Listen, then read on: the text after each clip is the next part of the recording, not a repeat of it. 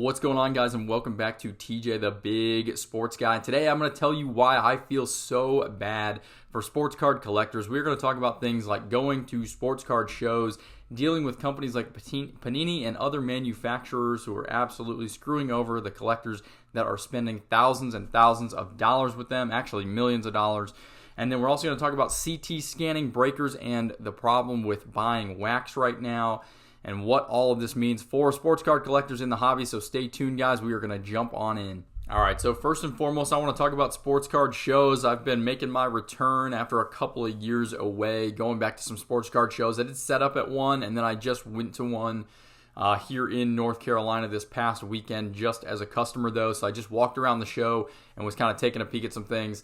But I'm going to tell you what I think about card collectors going to shows. You know, they basically show up at shows and have to overpay dealers who can't let go of a market that was at an all-time high purely because of a fluke pandemic. They see the same PSA graded rookies and prospects in case after case, on table after table. Maybe I'm different, but I prefer to buy the cards that you don't see every day. Maybe a tough to find 90s card, maybe a player that you don't see every day, an insert, a one-of-one from a time before those were mass-produced, on-card autos of guys that you don't see a lot, so those Hall of Fame type guys. You know, it could be like a Hideki Matsui. It could be just a random Hall of Famer that a lot of people have forgotten about. But if it's a cool early on card from those guys' career, or maybe like an early numbered card, all you see though when you go is like the same baseball, football, and basketball rookies and prospects that are graded by PSA in every single case. You know, you got the 9s and the 10s. That's what everybody wants. And then, of course, obviously the downtowns and kabooms. Those seem to be the hottest thing that we're selling from this past weekend. Walked around and I saw several in a lot of the cases, and I also heard a lot of chatter about the downtowns and kabooms when I was talking to like some of the dealers, or heard customer interactions between them and the dealers that were set up there, which is kind of going to lead into the next thing we're going to talk about, but I want to stay here for just one more second. Collectors are really kind of getting screwed right now in the hobby for this reason when they go to shows, and then also a couple more reasons that we're going to talk about, dealing with like manufacturers, wax and CT scanning and all that. So that's the first thing that I've been seeing, is that a lot of people are gravitating toward the downtowns and the kabooms, which from what I understand and what I hear, there are a lot of repackers out there right now that are buying up downtowns and kabooms in mass and then putting them in as like a product chase for their repacks, which is another reason why the kabooms and downtowns have held such a good value, and Color Blast too, have held such a good value over this last year. If you've seen anything online about some case breaks or box breaks of the new football with the new downtowns from this last year, they were absolutely loaded. They were getting pulled basically one per box. There were like, actually it could have been higher than that. It might have been two per box, because there was like 40 or 50 downtowns that got pulled in a case. There were several colors. Again, depending on what your thoughts are on the whole loaded boxes and big breakers getting a premium product to show off to you guys, to be able to market for the manufacturers, it could be that. But anyways, there are so many of them flooding the market right now that the value really should be declining, especially for the guys that they put in there, like a Joe Namath and like some of the retired players, the Jerry Rices and the Steve Youngs and those kind of kabooms. I mean, there really shouldn't be a huge market for those. Obviously, your rookie kabooms are always going to have an inflated value because everyone expects those guys to do well. Even though if you had downtowns of like Will Levis and Malik Willis and potentially CJ Stroud, we'll see how he does. I think he'll do well, so he might be the one kind of standout. But there's a lot of rookies over the last few years that you could look at, and these guys haven't produced anything. So you're buying up and you're spending thousands of dollars on a downtown rookie for those guys, and then they don't do anything. They throw a couple of interceptions, but those values have stayed pretty high compared to where they really should be. And so I think that those things will continue to decline and they'll level off at some point. But right now, because repackers and stuff are buying those up and making those a chase hit, which I can't believe that anyone in the hobby is still buying from repackers in general. Seems like one of the biggest scams out there. They're obviously going to spend, let's say that they spend like $5,000 on cards, and then they're able to make $6,000 from all their repacks.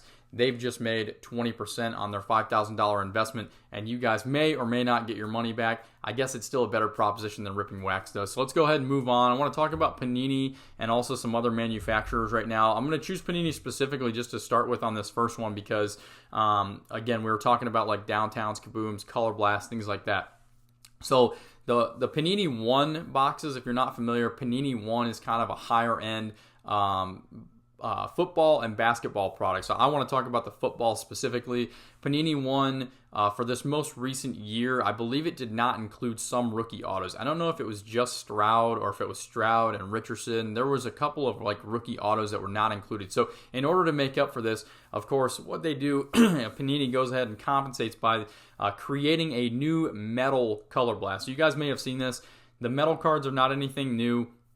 Element and some other products have had this in the past, so you can pull a card that is made of metal. It's basically like a metal credit card, if you will, but they'll print different things on there. They made a color blast version of that. Now, in my opinion, what they should have done to reduce the cost of the product, first of all, and preserve the standard of the color blast. And the reason why is because the color blast is basically a staple of the sports card hobby.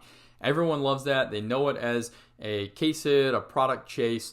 And so I think that you're basically downgrading the value of that card to collectors by introducing this new, totally different, it's like totally off-brand for a color blast. When you're pulling a color blast, a downtown, a kaboom, you're not expecting a metal card. And so what they could have done is they could have come up with a new variety of case hit to be like the main chase for Panini One if they needed something else for people to go under. But taking that color blast, which is the staple chase for a lot of people, and then kind of altering it in some way to make it a little bit different, to still include something to replace these autos.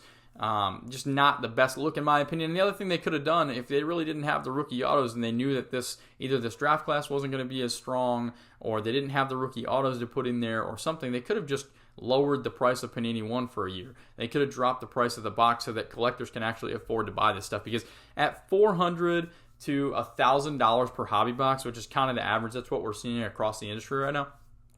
Who's really buying that? How many people can really truly afford that? I mean, the economy is not in a great spot. We're leading up to an election.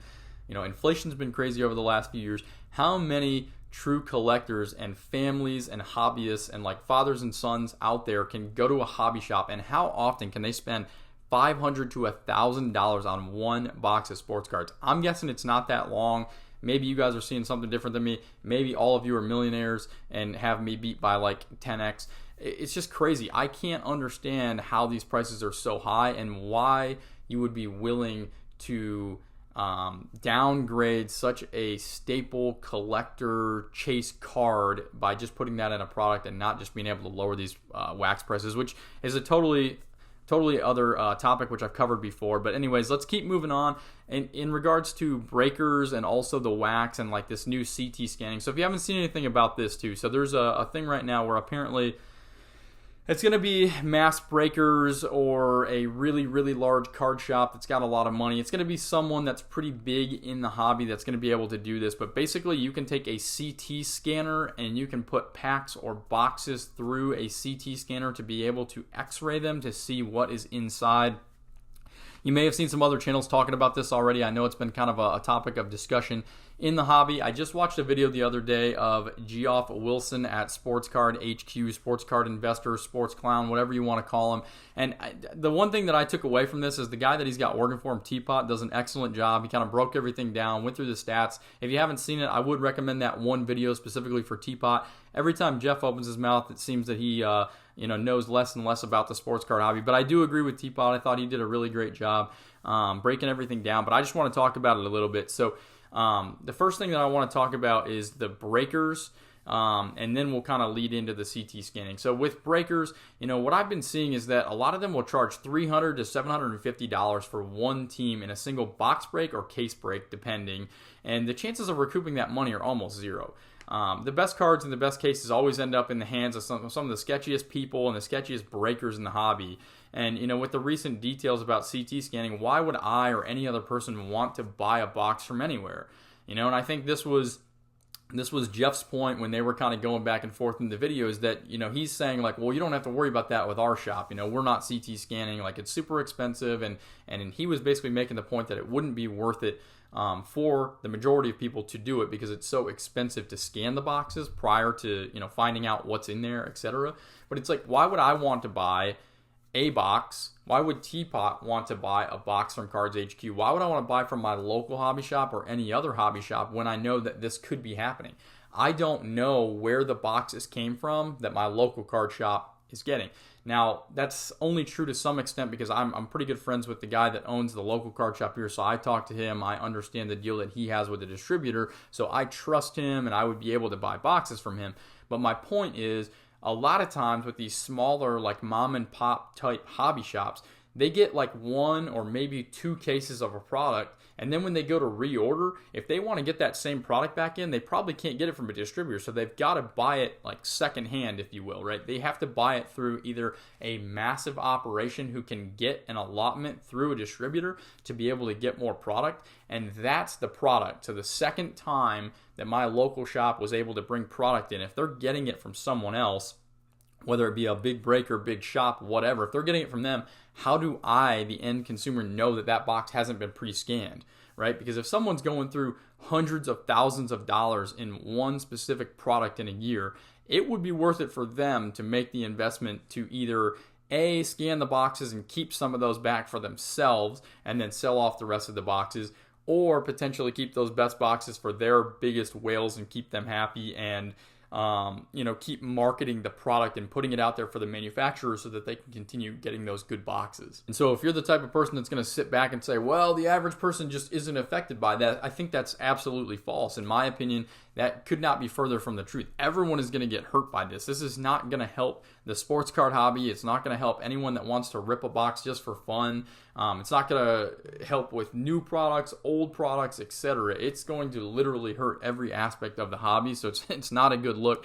And again, this is why I think sports card collectors are really kind of getting screwed right now. Like they're they're getting hit from all angles at this point. And so when we're going to see this thing just kind of implode and values go to nothing is beyond me. But I do want to take a minute just to segue. If you guys don't know this already, I did start a sports card website called yoursportscards.com. I want to get away from all of this BS in the hobby. I want to help you guys find really nice, cool PC cards for your collections. You don't have to go through eBay, so you don't have to deal with any of those bad shippers on there who are just going to toss a card in a bubble mailer and chuck it to you and hope that it makes it.